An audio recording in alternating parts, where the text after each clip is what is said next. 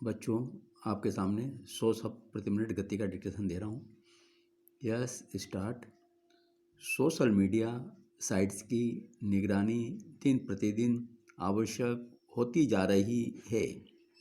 एक संप्रभु देश की आज़ादी और उदारता के साथ ट्विटर ने जो खिलवाड़ किया, उसका जवाब कुछ देर से ही सही भारत सरकार के आईटी सचिव ने दे दिया है। करीब 3 दिन पहले ही ट्विटर की कमी सामने आ गई थी और नागरिक स्तर पर ही काफ़ी विरोध के बाद ट्विटर ने अपनी बड़ी खामी को तकनीकी कमी बताकर बचने की कोशिश की थी।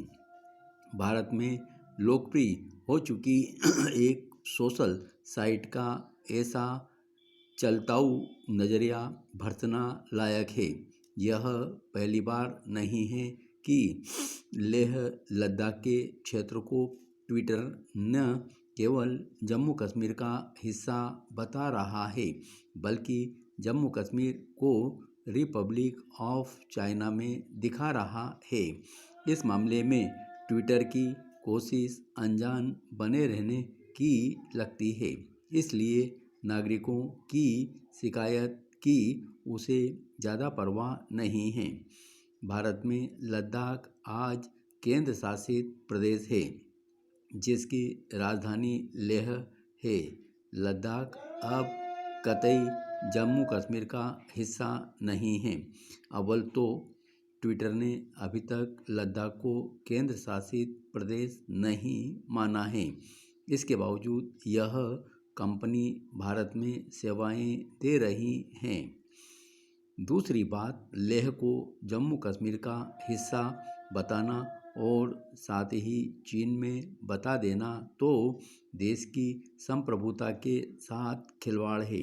अगर किसी एक कंपनी को हम अपने देश के नक्शे से खिलवाड़ करने देंगे तो फिर अराजकता फैलने से कैसे रोकेंगे?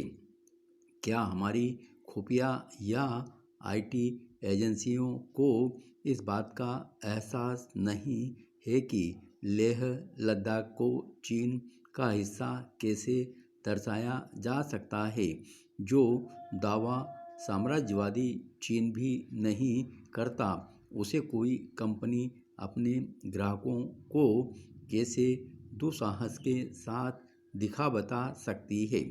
उस कंपनी में कौन लोग हैं जिन्हें न भारत के भूगोल का ज्ञान है न इतिहास का? संप्रभुता के साथ ऐसे खिलवाड़ को कतई हल्के में नहीं लेना चाहिए। नागरिकों को यह शिकायत का मौका नहीं मिलना चाहिए। यह देखना स्वयं सरकार का काम है कि कोई भी कंपनी अगर भारत में सेवा दे तो वह भारतीय भूगोल, इतिहास और संविधान की पालना करे। यह सवाल बड़ा है कि क्या ट्विटर यही हिमाकत चीन में कर सकता है? क्या ऐसी हिमाकत अमेरिका में मुमकिन है? जब इन देशों के साथ खिलवाड़ संभव नहीं, तब भारत के साथ क्यों? विदेशी कंपनियों को भारत के बड़े बाजार का लाभ देते हुए भारत की उदारता का भी लाभ कतई नहीं देना चाहिए, जबकि ऐसा लगता है कि वे अधिकतम सीमा तक लाभ ले रही हैं।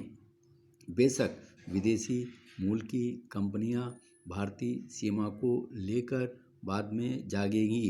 पहले भारतीय एजेंसियों को आँख कान खुले रखने होंगे। ठीक इसी तरह की शिकायत कई बार अरुणाचल प्रदेश से भी आती है, जहां चीन निर्मित कुछ मोबाइल सेट और उसके कुछ ऐप भारत की बजाय चीन की सेवा के लिए उत्सुक नज़र आते हैं।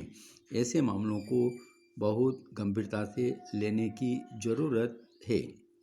जो कंपनियां बहुत सफाई से तकनीकी खामी का बहाना बनाकर किसी और देश की चौधराहट को तुष्ट कर रही है। उन्हें बहुत साफ तौर पर कड़ा संदेश देना होगा। जब सूचना युद्ध चल रहा है, तब साइबर संसार में अपने क्षेत्र की रक्षा करना हमारा दायित्व है। साइबर संसार में अगर हम हार मान लेंगे तो असली संसार में हमारे लिए मुसीबतें बढ़ती चली जाएंगी। धन्यवाद।